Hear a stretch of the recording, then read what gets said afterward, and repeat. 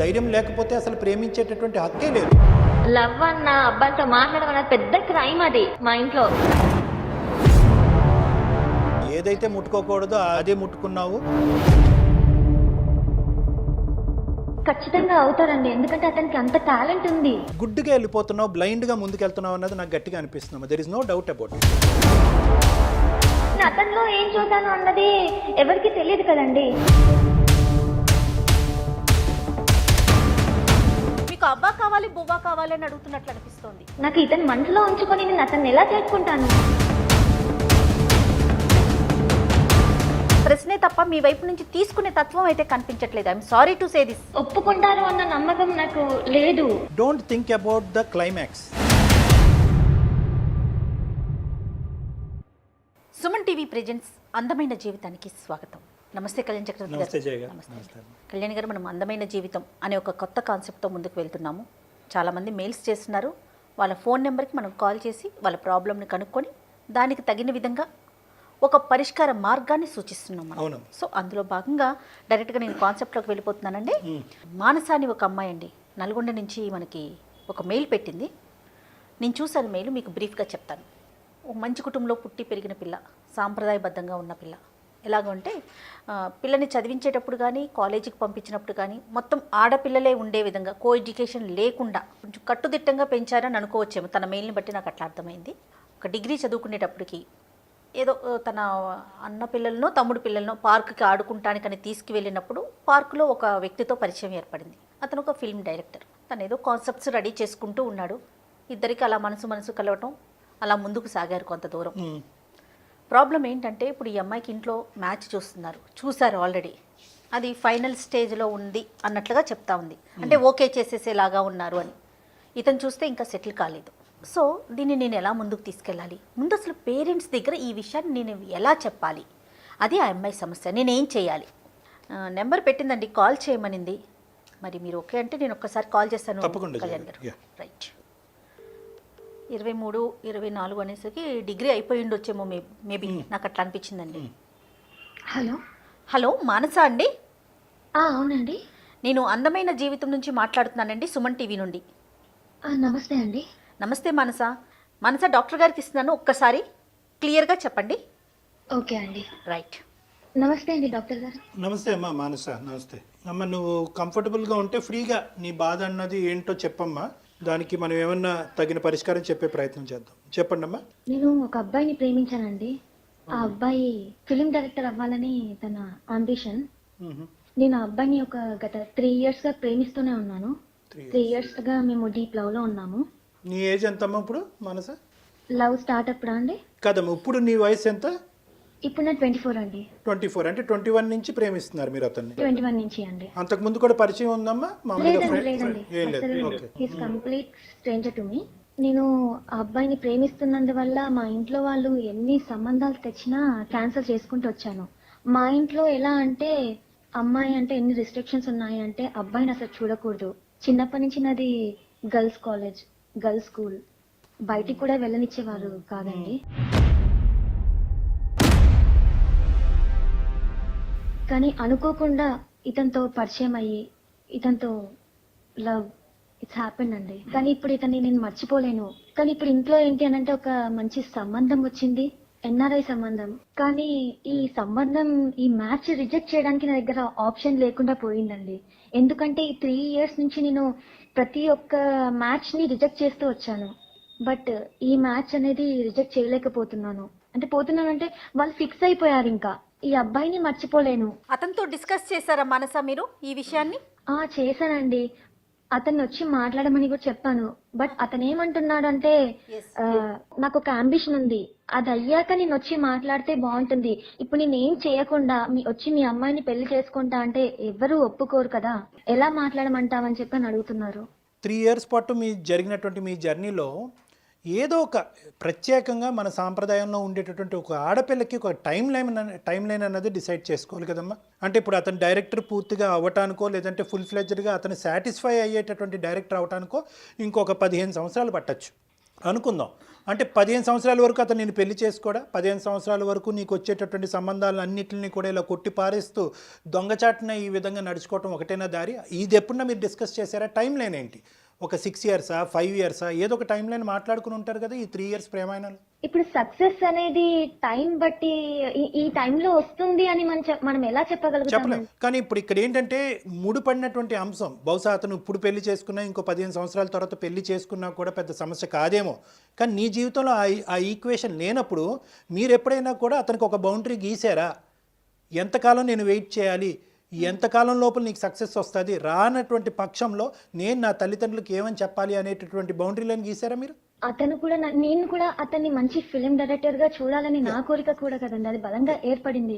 So నేను ఈ time వరకు అని చెప్పి నేను ఒక బౌండరీ గీయలేను కదండి. కాదు, అతని అంబిషన్ తెలుసు, అతని గోల్ తెలుసు, అతని వ్యక్తిత్వం తెలుసు. ఇవన్నీ తెలిసాక కూడా నేను అతనికి ఇలా బౌండరీ లైన్ గీస్తూ ఒక్క ఉండలేను నిమిషం కదండి. మానస, ఒకటి వినండి. మీరు బౌండరీ గీయలేరు, మీరు ఒక మంచి డైరెక్టర్ని ఊహించుకుంటున్నారు, కానీ వయస్సు ఆగుతుందా? తల్లిదండ్రులు ఊరుకుంటారా? తల్లిదండ్రులు ఊరుకొని ఉంచుకోగలుగుతారా ఆడపిల్లని ఇంట్లో? వాళ్ళకంటూ ఒక టైం ఉంటుంది కదా. మరి వాళ్ళ వైపు నుంచి ఇప్పుడు ఇంత సాంప్రదాయమైన కుటుంబం నుంచి వచ్చారు, మిమ్మల్ని చదివించిందే girls school and girls college అని చెప్తున్నారు కదా. ఒక వ్యక్తిని మీరు ప్రేమించేశారు, అతనికి ఒక బౌండరీ లేదంటున్నారు, ఎప్పుడు సక్సెస్ అవుతుందో తెలియదని మీరే చెప్తున్నారు. మరి దీన్ని అసలు ఏ విధంగా మీరు అర్థం చేసుకుంటున్నారు? ఎప్పుడు అవుతుంది అని చెప్పలేను, కానీ ఖచ్చితంగా అవుతారండి. ఎందుకంటే అతనికి అంత టాలెంట్ ఉంది. ఇక్కడ చాలా వరకు నువ్వు యూనిలాటరల్గానే ఆలోచిస్తున్నావు. తల్లిదండ్రులు పెంచినటువంటి విధానాన్ని, మీ సాంప్రదాయాన్ని, మీ పద్ధతుల్ని ఇప్పుడు నువ్వేంటంటే సింపుల్గా ఏం ఆలోచిస్తున్నావు అంటే కనుక ఒక సంబంధం వచ్చింది, ఆ సంబంధం వదులుకోలేనటువంటి పరిస్థితి, అదేవిధంగా నేను ప్రేమించినటువంటి వ్యక్తిని కూడా వదులుకోలేనటువంటి ఒక్క అంశాన్ని యూనిలాటరల్గా ఆలోచిస్తున్నావు. కానీ ఈ బ్రేకింగ్ న్యూస్ మీ తల్లిదండ్రుల ముందు ఎలా బ్రేక్ చేస్తావు అనేటటువంటి అంశాన్ని ఆలోచించట్లేదు. ఈ న్యూస్ మీ తల్లిదండ్రులకు బ్రేక్ చేసిన తర్వాత వాళ్ళు మానసికంగా ఏమవుతారు అనేటటువంటి అంశాన్ని నువ్వు ఆలోచించలేదు. ఇవన్నీ ఆలోచించకుండా నువ్వు ఇంకా అతని అంబిషన్ గురించి ఎక్కువ ఆలోచిస్తున్నట్టు నాకు అనిపిస్తుంది. I'm sorry. లేదండి, అలా లేదు. నాకు ఆ సంబంధం ఇష్టం లేదు. నాకు ఇతను మనసులో ఉంచుకొని నేను అతన్ని ఎలా చేసుకుంటాను? కరెక్టే మానస. మరి అలాంటప్పుడు అతని వైపు నుంచి అయినా రెడీగా ఉందా? ఇప్పుడు మీ ఇద్దరి విషయంలో మీరు ఒక్కరే రెడీగా ఉన్నారు, అటు పేరెంట్స్ లేరు, ఇటు ఆ అబ్బాయి కూడా రెడీగా లేరు కదా. ఎన్ని సంవత్సరాలు వెయిట్ చేయగలుగుతారు? అబ్బాయి రెడీగా ఉన్నారు అంటే అబ్బాయికి ఒక కొంచెం ఈ సెటిల్ అయ్యి ఉంటేనే కదా తను రెడీ అయ్యేది. నేను సెటిల్ అవ్వకుండా ఎలా చేసుకోవాలి, ఏమని అడగాలి మీ ఇంట్లో అని ఒక క్వశ్చన్ మార్క్ అతంది. నాకేమనిపిస్తుందో చెప్పనా? ఒక్కసారి మీకు అవ్వా కావాలి బువ్వా కావాలి అని అడుగుతున్నట్లు అనిపిస్తోంది.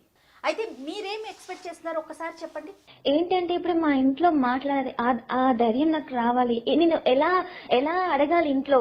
ఎందుకంటే ఇన్ని డేస్ రిజెక్ట్ చేస్తూ వచ్చాను, చెప్పలేని పరిస్థితి. నేను అలాంటి పరిస్థితులలో నేను ఒక అబ్బాయిని ప్రేమించిన, ఒక అబ్బాయితో జీవితాంతం ఉంటాను అని అంటే వాళ్ళు ఎలా రిసీవ్ చేసుకుంటారు అన్నది కూడా నాకు అర్థం అవ్వట్లేదు. మంచి మాట అమ్మా, మంచి మాట. ఒక మంచి ఆలోచనతో మాకు ఫోన్ చేయటం అన్నది జరగటం అన్నది మేము అందరం హర్షిస్తున్నాము, ఆనందిస్తున్నాం. ఎందుకంటే ఈరోజు నువ్వు గుడ్డుగా వెళ్ళిపోతున్నావు, బ్లైండ్గా ముందుకెళ్తున్నావు అన్నది నాకు గట్టిగా అనిపిస్తున్నావు. There is no doubt about it. బహుశా నువ్వు ఈ సబ్జెక్ట్ గురించి ఎవరితో డిస్కస్ చేసావా, ఇలా ఉంది నా పరిస్థితి అనేటటువంటిది ఎవరన్నా పెద్దలతో మాట్లాడేవా? అంటే ఈ పెళ్ళి ఒప్పుకుంటారా ఒప్పుకోరా అనేటటువంటి అంశం గురించి కాదు. నువ్వు వెళ్ళేటటువంటి దారి ఏదైతే ఉందో, ఒక క్రమ పద్ధతిలో, ఒక బాధ్యతాయుతంగా, ఒక నమ్మకంతో పెంచినటువంటి తల్లిదండ్రులకి ఈ విధమైనటువంటి లోకాన్ని, ప్రపంచాన్ని నువ్వు తొందరలోనే చూపెట్టబోతున్నావు.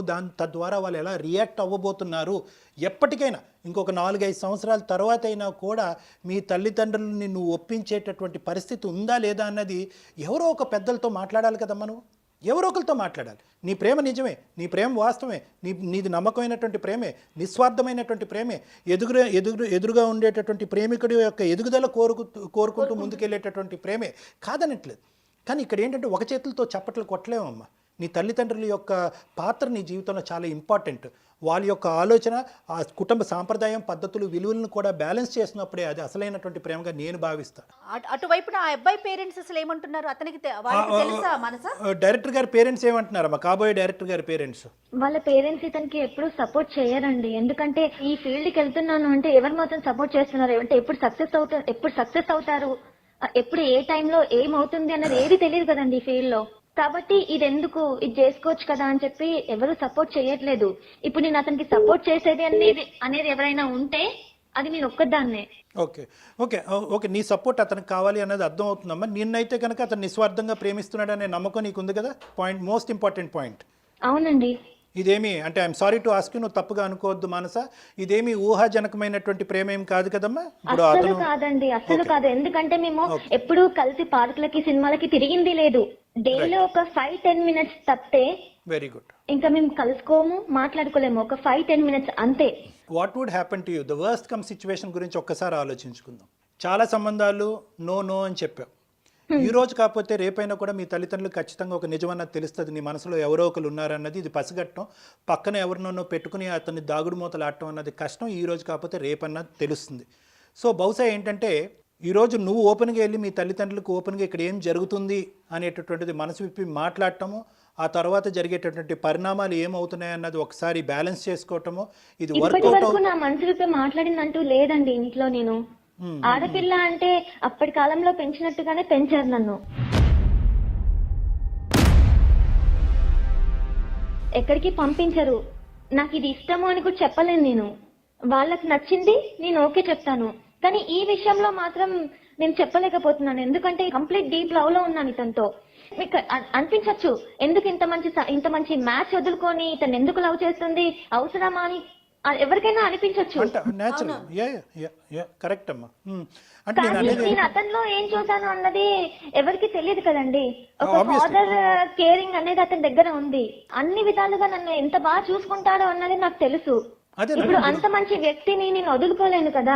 నువ్వు వదులుకోవద్దమ్మా, నువ్వు వదులుకోమని మేము చెప్పేటటువంటి అవకాశం లేదు, ఆ విధంగా మాట్లాడేటటువంటి హక్కు కూడా మాకు లేదు. నువ్వు ప్రేమించి నీకు నచ్చి నీ జీవిత భాగస్వామ్యం కింద అతను కరెక్ట్ అనుకునేటటువంటి నీ అభిప్రాయాన్ని తప్పు అని మేము ఎలా చెప్తామమ్మా? చెప్పట్లేదు. కానీ మేమేమంటున్నాం అంటే కనుక you have to break the ice. నువ్వు ఇది బద్దలు కొట్టాలి. మంచి మనిషి, నా జీవిత భాగస్వామ్యం అనుకునేటటువంటి నువ్వు ఈరోజు మీ తల్లిదండ్రులు స్ట్రిక్ట్ పేరెంట్స్ అని నేను అన్ను, రిస్ట్రిక్టివ్ పేరెంట్స్ అంటాను. ఇది చాలా డిఫరెన్స్ ఉంటుంది ఈ రెండిట్లకి. స్ట్రిక్ట్ పేరెంట్స్ అంటే కనుక కేవలం ఈ అబ్బాయిలు ఇలాంటి అంశాల్లో రిస్ట్రిక్ట్ చేసినటువంటి కుటుంబ సభ్యులుగా మాకు అనిపిస్తుంది, కానీ మొత్తం నీ జీవితాన్ని నీ ఎదుగుదలని ఎదగకుండా చేసేటటువంటి స్ట్రిక్ట్ పేరెంటింగ్ కాదు. సో నువ్వేం చేయాలి అంటే కనుక ఈరోజు నువ్వు మాట్లాడకపోతే అడగంది అమ్మ కూడా అన్నం పెట్టదు.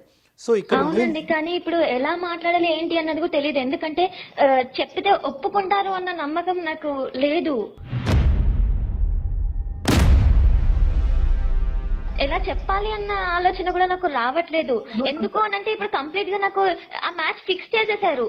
ఆల్మోస్ట్ పెళ్లి పనులు స్టార్ట్ అయిపోతున్నాయి. ఇప్పుడు కూడా అక్కడికే వెళ్ళారు, అబ్బాయి దగ్గరికే వెళ్ళారు. అమ్మ నువ్వు ఏంటంటే ఒక ఇమ్మెచ్యూరిటీతో మాట్లాడుతున్నావు అమ్మ, నాకు అర్థం కావట్లేదు. నువ్వు ఎంత మెచ్యూరిటీ ఉన్నావు, ఎంత ఇమ్మెచ్యూర్గా ఉన్నావు అన్నది నాకు అర్థం కావట్లేదు. ఈరోజు అన్నీ కూడా నువ్వు ప్రేమించినటువంటి ఒక్క అంశం తప్ప మిగతావన్నీ నువ్వు ఊహించుకుంటున్నావు. నేను చెప్పిన తర్వాత వాళ్ళు ఒప్పుకుంటారో ఒప్పుకోరో, తర్వాత ఇదవుతుందేమో తర్వాత అదవుతుందేమో అనేటటువంటి మాటే అంటున్నావు, కానీ ఊహించుకుంటున్నారు మీరు. నెంబర్ 2 అదే కరెక్ట్ అనుకుంటున్నారు. మోస్ట్ ఇంపార్టెంట్ ఇక్కడ నువ్వు గుర్తుపెట్టుకోవాల్సింది ఏంటంటే, నేను ఇలా చెప్పటం వల్ల మా అమ్మ నాన్న ఒప్పుకుంటారా లేదా అనే అంశాన్నే మీరు ఆలోచిస్తున్నారు, కానీ రేపొద్దున ఎవరి ద్వారానో నేను ఇన్ని పెళ్ళిళ్ళు చెడగొట్టడానికి ఈ విధమైనటువంటి ప్రేమ కారణం అన్న విషయం తెలిసిన తర్వాత వాళ్ళు ఏమవుతారు అన్నది మీరు ఇంకా ఆలోచించట్లేదు. ఈ రోజు ఎప్పటికైనా ఆలోచించాను, కానీ ఒప్పుకోరు అని చెప్పి ఎందుకు చెప్తున్నానంటే, ఈవెన్ నా ఫ్రెండ్స్ ఎవరైనా లవ్ చేశారు అంటేనే వాళ్ళతో ఫ్రెండ్షిప్ కట్ చేసుకోనే ఇది ఉంది మా ఇంట్లో. అయి ఉండొచ్చు, but there is no pathway, there is no mediator. ఇక్కడ బ్రోకరిజము మీడియేషన్ చేయడానికి అవకాశం లేదు. నీ తల్లిదండ్రులు నిజంగా నువ్వు ప్రేమించినట్టుగా అయితే కనుక, నిన్ను ఇంత జాగ్రత్తగా పెంచినటువంటి తల్లిదండ్రులు నీ మీద ఎంత ప్రేమ, ఎంత ఆశ, ఎంత నమ్మకం పెట్టుకున్నటువంటి వాళ్ళు అయి ఉంటారు అన్నది కూడా నువ్వు గుర్తుపెట్టుకోవాలి. కాబట్టి ఈరోజు అమ్మ నాకు ఇది నచ్చుతుంది, ఈ విధంగా జరిగితే బాగుంటుందని నేను అనుకుంటున్నాను అనేటటువంటి అంశాన్ని నిర్భయంగా చెప్పడం తప్ప ఇంకో దారి లేదు అని నేను అనుకుంటున్నానమ్మా. You have to break the ice. కాదు మానస, ఇవాళ కాకపోతే రేపు, రేపు కాకపోతే ఎల్లుండి, ఎల్లుండి కాకపోతే అవతాల ఎల్లుండి, ఎప్పటికైనా మీరు ఇంట్లో చెప్పి తీరాల్సిందే కదా. అవును, తప్పకుండా చెప్పి తీరాలి. అడుగు ముందుకు వెయ్యాల్సిందే మానస. మీరు ఊహించుకోకండి. మా రిలేటివ్స్ లో కూడా వాళ్ళ పిల్లలు, అంటే మా బాబాయ్ పిల్లలు, మా పెద్దనాన్న పిల్లలు, వాళ్ళు లవ్ చేసాం ఇలా అని ముందుకొచ్చి చెప్పినా కూడా వాళ్ళకి పెళ్లి చేయలేదు. వీళ్ళు తెచ్చిన సంబంధమే చేశారు. ఇప్పుడు Right. నాకు చేస్తారు అని ఏ నమ్మకంతో నేను వెళ్ళను వాళ్ళ No, దగ్గరికి, ఏ అదే నమ్మకంతో వాళ్ళ ముందుకు వెళ్ళను. సైకాలజీలో ఒక కాన్సెప్ట్ ఉంటుంది మనస, don't think about the climax. అంటే ఏంటంటే నేను పరీక్ష పాస్ అవుతానా ఫెయిల్ అవుతానా అనే ఆలోచనతో వెళ్ళేటటువంటి వాళ్ళు పరీక్షలు సరిగ్గా రాయరు. నేను కష్టపడ్డాను, నేను నమ్మకంగా ఒకటి చేయాలి అని అనుకుంటున్నాను అనేటటువంటి అడుగు ఆలోచనతో ఆ అడుగు ముందుకు వేయాలి అనేటటువంటి ఉద్దేశం ఈజ్ ఓపెన్ సైకాలజీ అంటాం. నువ్వు క్లోజ్డ్ సైకాలజీలో వెళ్తున్నావు అంటే వీళ్ళు నో చెప్తారు కాబట్టి ఇది దాచిపెట్టి ఇలా టైం పాస్ చేద్దామని అనుకుంటున్నావు. ఈ టైం పాస్ అనేటటువంటిది మంచిది కాదమ్మా. ఎందుకంటే టైం ఇదంతా పాస్ అని ఎలా అంటారండి ఇది? కాదమ్మా. ఇప్పుడు మరి అంతే కదా, ఇప్పుడు ఎన్ని సంబంధాలు ఇప్పటి వరకు మీరు నో చెప్పుంటారు చెప్పండి. చాలానే చెప్పానండి, చాలానే చెప్పాను. ఎందుకంటే మా దగ్గర ఒక 20 ఏజ్ వచ్చింది అంటే వాళ్ళకి పెళ్లి సంబంధాలు చూసి త్వరగా పెళ్లి చేసేయాలని అనుకుంటారు. మరి ఫ్యూచర్లో కూడా ఇంకా నో చెప్తూనే ఉంటారా మానస, మీరు ధైర్యం చేయకపోతే? ఇప్పుడు నో చెప్పే సిచ్యువేషన్ కూడా లేదండి నాకు. అంటే ఇప్పుడు దానికి ఎస్ అని చెప్పేటట్టుగా నాకు ఎటు లేదు. ఇక్కడ చెప్పలేను, ఇక్కడ చెప్పలేను, అలాగే ఉంది ఇప్పుడు. ఎందుకంటే వాళ్ళు ఆల్మోస్ట్ ఫిక్స్ చేసేసారు పెళ్లిని. ఇప్పుడు నా డెసిషన్ కోసం కూడా వాళ్ళు వెయిట్ చేయట్లేదు. నేను ఇతనితో కలిసి బ్రతకాలంటే ఏం చేయాలి అన్నదానికి మీరు ఒక సొల్యూషన్ ఇస్తారు అన్న నమ్మకంతో ఖచ్చితంగా నేను ఇస్తామా. చేశాను. కానీ ఖచ్చితంగా ఇచ్చేటటువంటి సొల్యూషన్ ఎప్పుడు కూడా చేదుగానే ఉంటుందమ్మా. ఇక్కడ కఠినంగానే అనిపించినా కూడా తప్పదు, ఆ దిక్కును పోవటం అన్నది exactly. తప్పదు నీకు. ఎందుకంటే కనుక there is no magical solution. ఏదో ఒక మంత్రం వేసినట్టుగా మీ తల్లిదండ్రులకు ఒక మెసేజ్ పాస్ అవటము, ఆ మెసేజ్ పాస్ అయినటువంటి రెండో రోజుకు వాళ్ళు వచ్చి అద్భుతంగా ఈ పెళ్లిని ఓకే చేసేయటము, మీ ఇద్దరి మీద అక్షింతలు వేయటం అనేటటువంటి. ఎందుకంటే ఇక్కడ రెండు చిక్కుముళ్ళు ఉన్నాయి. ఒకప్పుడు మీ తల్లిదండ్రుల దగ్గరికి వెళ్ళి మీరు ఒప్పించేటటువంటి ప్రయత్నం చేసిన ఈ కాబోయేటటువంటి డైరెక్టర్ అయినటువంటి అతను నేను డైరెక్టర్ అయిన తర్వాతే పెళ్లి చేసుకుంటాను, అది 5 సంవత్సరాలు అవ్వచ్చు 10 సంవత్సరాలతో అవ్వచ్చు అనే క్లాజ్ పెడితే కనుక మీ తల్లిదండ్రులు మళ్ళీ వెనుదిరగచ్చు. సో ఇక్కడ చాలా చిక్కుముళ్ళు ఉన్నాయి. It is not a straight forward solution. ఇక్కడ మొత్తం సినారియోలో కనిపించేటటువంటిది ఒకే ఒకటి ఏంటంటే నువ్వు ఆ అబ్బాయిని స్వచ్ఛంగా ప్రేమిస్తున్నావు, ఆ అబ్బాయి నిన్ను స్వచ్ఛంగా ప్రేమిస్తున్నాడు అనేటటువంటిది ఒక్కటే ఇక్కడ క్లియర్గా కనిపిస్తుంది. సో ఏంటంటే ఇక్కడ చాలా మెట్లు ఎక్కాలి, మీరు చాలా ముందుకు వెళ్ళవలసినటువంటి అవసరం ఉంది. దాంట్లో మొదటి మెట్టు ఏంటంటే కనుక ఈ దాగుడు మూతలు అనేటటువంటిది ఇంకా ఆపేసి ధైర్య సాహసాలు పెంపొందించుకుని తల్లిదండ్రులు ఎదురుగుంటా కూర్చుని నీ మనసులో ఉన్న అభిప్రాయం చెప్పు. ఆ తర్వాత మీ తల్లిదండ్రులు ఒప్పుకుని ముందుకు రావాలి. తర్వాత ముందుకు వచ్చిన తర్వాత ఈ అబ్బాయి నేను డైరెక్టర్ అవ్వాల్సినటువంటి అవసరం లేకపోయినా కూడా నీ జీవితాన్ని ఈ ప్రేమని కాపాడేటటువంటి ప్రయత్నంలో నేను పెళ్ళికి రెడీ అనేటటువంటిది ఒప్పుకోవాలి. సో 3 స్టేజెస్ దాటాలి అంటే కనుక ఫస్ట్ మెట్టు నువ్వు ఎక్కటం తప్పదు. వాళ్ళు ఇప్పటి వరకు నేను పెంచినటువంటి విధానంలో కానీ ఎక్కడ కూడా కాంప్రమైజ్ అనేది లేదు. ఏంటంటే ఏ విషయంలో అంటే కనుక ప్రేమించి పెళ్లి చేసుకోవటం, అమ్మాయి అబ్బాయి కలిసి తిరగటం అనేటటువంటి కాన్సెప్ట్ మీ కుటుంబానికి సంబంధించినటువంటి రక్తం లేదు అన్నది మాకు అర్థమైంది. మాట్లాడడం అంటూ కూడా లేదు, అసలు అబ్బాయిని చూడడం అంటూ కూడా లేదు. అది భయం ఎప్పుడు ఉండేది, ఎప్పుడు మాట్లాడకపోయేదాన్ని, ఎవరితో మాట్లాడకపోయేదాన్ని నేను. ఈవెన్ గర్ల్స్ లో కూడా నాకు ఫ్రెండ్స్ చాలా తక్కువ, వేలల్లో లెక్క పెట్టుకోవచ్చు నా ఫ్రెండ్స్ ఇంతమంది అని చెప్పి. ఎందుకంటే ప్రతి ఒక్కరికి బాయ్ ఫ్రెండ్స్ ఉంటున్నారు ఇప్పుడు. వాళ్ళందరినీ కట్ చేయమని చెప్పి ఫోర్సిబుల్లీ కట్ చేపించారు. 3 మెంబర్స్ ఉంటారు నాకు ఫ్రెండ్స్ అంతే. వాళ్ళకు కూడా నేను షేర్ చేసుకో, ఎక్కడ మా పేరెంట్స్ తో చెప్పేస్తారన్న భయం ఒకటి వద్దనుకుంటూనే ఆ భయం ఉంది నాకు. కానీ ఈ అబ్బాయిని చూడగానే ఇది కాకుండా నీ జీవితంలో ఏది చేసినా ఓకేనేనమ్మా. ఏదైతే ముట్టుకోకూడదో అదే ముట్టుకున్నావు. ఈ రోజు అందులోనే నీకు ఒక సొల్యూషన్ కావాలి అని అనుకుంటున్నావు కాబట్టి ప్రశ్నలనే చూస్తున్నారు మీరు, జవాబు వైపు ఆలోచించట్లేదు మానస. ఒక్కసారి జవాబు వైపు ఆలోచించండి. ఇక్కడ ఏంటంటే ముందుగా ప్రేమించింది నేనే అండి అబ్బాయిని. ఓకే, ముందుగా ప్రపోజ్ చేసింది నేనే, ఇష్టపడింది నేనే, ఆ తర్వాతే అతను నన్ను ఇష్టపడ్డాడు. అప్పుడు మీ తల్లిదండ్రులు ఈ విధంగా రిస్ట్రిక్ట్ చేస్తారని 21 ఇయర్స్ ఉన్నప్పుడు నువ్వు ఆలోచించలేదమ్మా? ఉందండి, ఎందుకు ఉండదు. కానీ అతన్ని చూడగానే అది లవ్ అయిపోయింది. ఇది ఈ టైంలో ఇందుకు అవుతుంది అని చెప్పి నేను చెప్పలేను కదా. అతని మీద ఇష్టం ఏర్పడింది ఆ టైంలో. అమ్మాయిలు దిగుతారు, తర్వాత సంగతి తర్వాత చూసుకుందాం అనుకుంటారు. తర్వాత సంగతి వచ్చేటప్పటికి చెప్తానికి ధైర్యము లేదు, అందుకని ముందడుగు వేయటానికి అటువైపున అవకాశము లేదు. అవకాశం లేదండి. ఎందుకంటే చెప్పేసాను, ఒక సొల్యూషన్ కావాలి అంటే మీరు సొల్యూషన్ తీసుకునే విధంగా ఉండాలి. మీరు ప్రతిదీ ప్రశ్నే తప్ప మీ వైపు నుంచి తీసుకునే తత్వం అయితే కనిపించట్లేదు. I'm sorry to say this. అలా అయితే అనకండి. No you have to make an attempt అమ్మ. Step in to the door అంటాం. లైఫ్లో నీకు అతి పెద్ద పరీక్ష ఇదే అనుకో. ఆ అమ్మాయి, ఆ అబ్బాయి, ఆ ప్రేమ, ఆ జీవితాన్ని తప్ప నేను ఇంకో జీవితాన్ని ఇంకో మగవాడితో నేను ఊహించుకోలేను అని చెప్పటం ద్వారా మీ తల్లిదండ్రులను ఎంతవరకు ఒప్పించగలరో ఒకసారి ట్రై చేయండి మానస. నా మాట వినండి. నువ్వు నీ ధైర్యాన్ని పెంచుకోవాలి, ముందుకెళ్ళాలి, వాళ్ళకు ఒక విషయాన్ని చెప్పాలి. లేదు అంటే కనుక అసలు ప్రేమే కాదమ్మా. ధైర్యం లేకపోతే అసలు ప్రేమించేటటువంటి హక్కే లేదు. అప్పుడు ఏదో చూశానండి, కళ్ళు కలిసినాయండి, ప్రేమ మొదలైందండి, తర్వాత తల్లిదండ్రులకి చెప్పుకునేది తర్వాత సంగతి తర్వాత చూసుకుందాం అని చెప్పి 3 సంవత్సరాలు మనం టైం పాస్ చేసినట్టేనమ్మా ఇదంతా కూడా. సో నా ఉద్దేశం ఏంటంటే కనుక ఈ కాదండి, రోజు మేము పార్కులకి సినిమాలకి తిరిగితే టైం పాస్ చేసినట్టు. ఆ మేము టైం ఒక పాస్ 5 కాదమ్మా. minutes మాట్లాడుకుంటాం అంతే. అమ్మ నువ్వు తప్పుగా అర్థం చేసుకున్నావు అమ్మ, తప్పుగా అర్థం చేసుకున్నావు. అంటే తల్లిదండ్రులకి దాచిపెట్టి టైం పాస్ చేయటం అనేటటువంటి అంశం అంటున్నాను. మీరేదో ఎంటర్టైన్ అయ్యారు, భార్యాభర్తల్లాగా వ్యవహరించారు పెళ్లికి ముందే అని నేను అనట్లే. అబ్బాయితో మాట్లాడితేనే ఒప్పుకొని మా ఇంట్లో ఈ అబ్బాయిని ప్రేమించాను అని చెప్పి ధైర్యం ఎలా చేయాలండి? అది ఇప్పుడు అది ఒక్కటే దారి కదా కనిపిస్తుంది. ఒకవేళ మీరు మా పేరెంట్స్ సిచ్యువేషన్ లో ఉన్నారు అనుకోండి, మా పేరెంట్స్ ప్లేస్ లోనే మీరు ఉన్నారు అనుకోండి, ఒక మంచి సంబంధం వచ్చింది, ఇప్పుడు మీరు ఇది చేసుకోమంటారా అది చేసుకోమంటారా ఒకసారి చెప్పండి మీరు. మీ ఇంట్లో జరిగేటటువంటి అంశాలు, మా ఇంట్లో జరిగేటటువంటి అంశాలు ఇండివిజువలిస్టిక్గా ఎక్స్క్లూజివ్. ఈరోజు నేను సింపుల్గా నేను అనొచ్చు, నేను ఒకప్పుడు అదే పరిస్థితి వస్తే కనుక నేనేం చేస్తాను అని నువ్వు అడుగుతున్నావు. ఒకప్పుడు బ్రాడ్ మైండెడ్గా ఉండేటటువంటి ఫాదర్ ఉంటే కనుక ఏం చేస్తారు అంటే కనుక ఆ సిచ్యువేషన్ అసెస్ చేసి ముందుకు పంపిస్తారు. ప్రేమించేటటువంటి వ్యక్తిని పెళ్లి చేసుకోమ్మా అని చెప్పి ముందుకు పంపిస్తారు. మీ ఫాదర్ యొక్క మైండ్ సెట్ ఎంత బ్రాడ్గా ఉందన్నది మేము ఇక్కడ కూర్చొని అసెస్ చేయలేం కదమ్మా. లేదండి, అంత బ్రాడ్ గా లేదు. లవ్ అన్న అబ్బాయిలతో మాట్లాడడం అన్నది పెద్ద క్రైమ్ అది మా ఇంట్లో. ఈవెన్ మా మరి నీ ప్రేమను త్యాగం చేయడానికి నువ్వు రెడీగానే ఉన్నావమ్మా? ఓకే, అటువైపు అస్సలు లేదు. నా ప్రేమ నేను త్యాగం చేసుకోవాలని నేను అతను మర్చిపోయి కూడా ఉండలేనండి. ఇంకొక ప్రశ్న అమ్మా, ఒకప్పుడు మీ తల్లిదండ్రులకి చెప్పిన తర్వాత తల్లిదండ్రులు ఒప్పుకోలేదే అనుకో, నీ ప్రేమను అంగీకరించలేదు అనుకో, వాట్ విల్ యూ డూ? ఇప్పుడు ఇతను చేసుకున్నా కూడా ఇతను డైరెక్టర్ అయ్యేంత వరకు నేను చదువుకున్నా కాబట్టి నాకు జాబ్ చేసే కెపాసిటీ ఉంది. కొద్ది రోజుల వరకు నేను చేసుకోగలుగుతాను. అతను ఖచ్చితంగా అవుతాడన్న నమ్మకం కూడా ఉంది. రెండే మార్గాలు. ఒకటి మీ పేరెంట్స్ తో మాట్లాడటం, వారు ఎస్ అంటారా నో అంటారా అని చూసుకోవటం. రెండవది అతనితో మాట్లాడటం, అతని వైపు నుంచి వచ్చే సలహా ఏంటి, అతను ఏమంటాడు అనేది అతని ప్రకారం ముందుకు వెళ్ళడం.